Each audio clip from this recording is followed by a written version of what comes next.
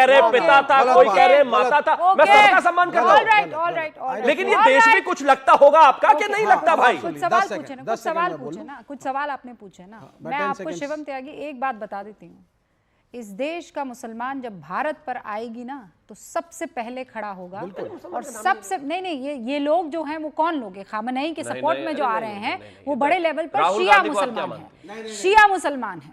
नहीं, राहुल गांधी शिया मुसलमान नहीं है। मैं कह रही हूँ वो जो सड़कों पर उतर आ रहे हैं वो मुसलमान ही है, वो शिया मुसलमान है और वो इनको अपना मुअज्जम रहबर मानते हैं, मतलब सुप्रीम लीडर मानते हैं।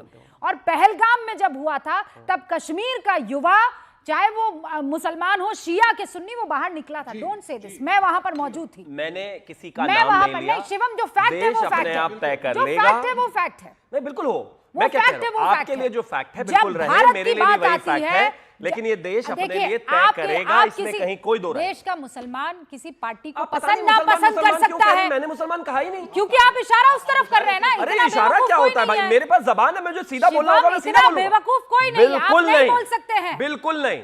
राहुल गांधी मुसलमान नहीं है, प्रियंका गांधी मुसलमान नहीं है, पूरी कांग्रेस मुसलमान नहीं है, पवन खेड़ा मुसलमान नहीं है, अखिलेश यादव मुसलमान नहीं है, बिल्कुल नहीं है। तो आप कहिए बिल्कुल नहीं है मुसलमान, प्रोटेस्ट कर ही नहीं रहे, बिल्कुल नहीं है मुसलमान। कांग्रेस इस देश का लीडर ऑफ ऑपोजिशन बैठकर कहता है कि राफेल गिरा दिए, वो मुसलमान है क्या? नहीं कर रही है, वो मुसलमान है क्या? प्रोटेस्ट कांग्रेस नहीं कर रही है। कश्मीर में कांग्रेस प्रोटेस्ट कर रही है। बिल्कुल नहीं कह रहा। आप अगर कहेंगे, नहीं बिल्कुल नहीं, आप अगर कहेंगे कि मुझे मुसलमान और हिंदू में राहुल गांधी और अब्दुल कलाम में से चुनना पड़ेगा, मैं अब्दुल कलाम को चुनूंगा भाई, ये हिंदू मुस्लिम की बात नहीं। लेकिन मैं, मेरा कहना सिर्फ उस आदमी के लिए जो मेरे देश में लड़ाई में रहते हुए कहता था कि हमारे राफेल गिरा दिए।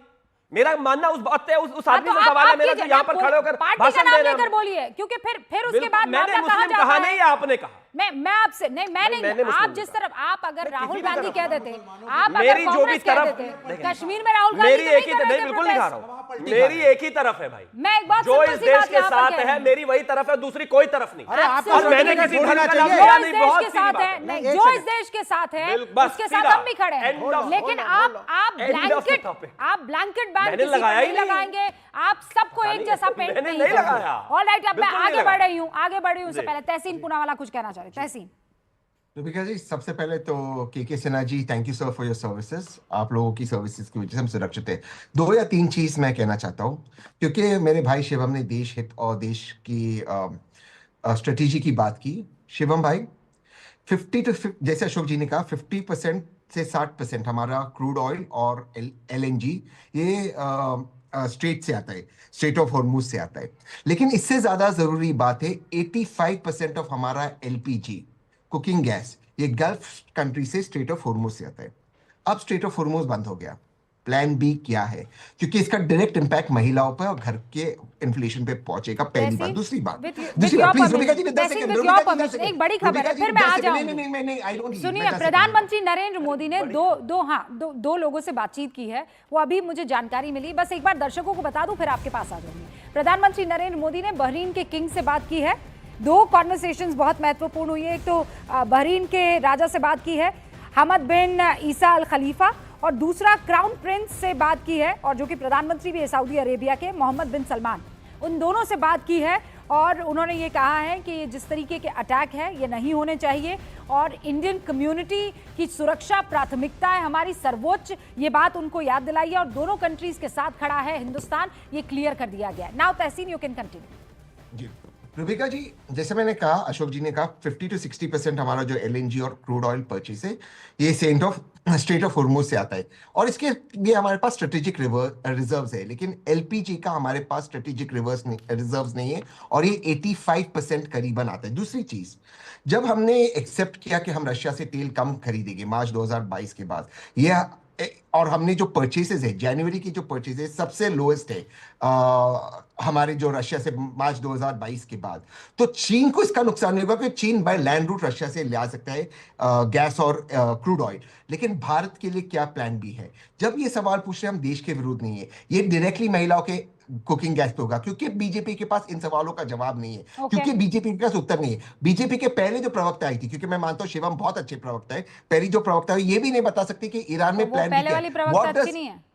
नहीं, मैं किसी को अच्छा बोल रहा है, शिवम बहुत इंटेलिजेंट है, तो शिवम शायद उस सवाल का भी जवाब दे दे कि वो भाग गई थी। इसके साथ वो सवाल को मैं जोड़ लेता हूँ। शिवम, जब आप रेजिम चेंज, अगर ऐसा रेजिम चेंज होता है जो भारत के हक में नहीं है, तो हम सेंट्रल एशिया, अफगानिस्तान और रशिया को कैसे एक्सेस करेंगे? पाकिस्तान से तो कर नहीं सकते। तो अगर बीजेपी थोड़ा इस पर हमें रोशनी डाल दे तो बेहतर होगा। ओके, मैं मौका दूंगी, पहले प्लीज ओपनिंग रिमार्क सबके, और उसके बाद आनंद रंगनाथन।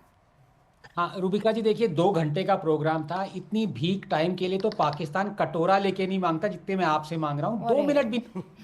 अब मैं आपको 2 चीजें कहना चाहूंगा, आप मेरी छोटी बहन है, इसके नाते ही दे दीजिए। देखिए एक सेकंड आनंद, चूंकि आपने मुझे छोटी बहन कहा है, मैं 2.5 मिनट देती हूँ आपको। अरे क्या बात, क्या बोलिए। बिल्कुल। देखिए मैंने पहले एक क्वेश्चन रखा था, वो मैं दोबारा दोहराना चाहता हूं, बिकॉज हमें लॉजिकली और रैशनली साइंस को मद्देनजर रखते हुए बात करनी चाहिए। पाकिस्तान का कोई लीडर अगर अपने देश में टेरर ऑर्गेनाइजेशन को पनपने दे, उसको फंड करे, लाखों की तादाद में उसको पैसे दे, हजारों की तादाद में टेररिस्ट बनाए, और फिर वो कमांडर हो अपनी आर्म फोर्सेस का, और वो टेररिस्ट इंडिया भेजे जहां पे वो हजारों लोगों को मारे और दहशत फैलाए, क्या वो पाकिस्तान का लीडर लेजिटिमेट टारगेट है इंडिया के लिए कि नहीं? हर कोई रैशनल आदमी बोलेगा हाँ। अब मैं आपको बताता हूं, जो खमेनी थे, ये ईरान के commander in chief of Iranian arm forces थे। इन्होंने हिजबुल्लाह और हमास को डायरेक्टली फंड किया। ये इन्होंने कह रखा है कि इजराइल एक कैंसर है जिसको मैप से हटाना होगा। ये क्लैंडस्टाइन न्यूक्लियर आर्म रेस में न्यूक्लियर अपने पावर बनना चाहते थे। इन्होंने इजराइल में टेररिस्ट अटैक किए। क्या ये इजराइल के लिए लेजिटिमेट टारगेट है कि नहीं है?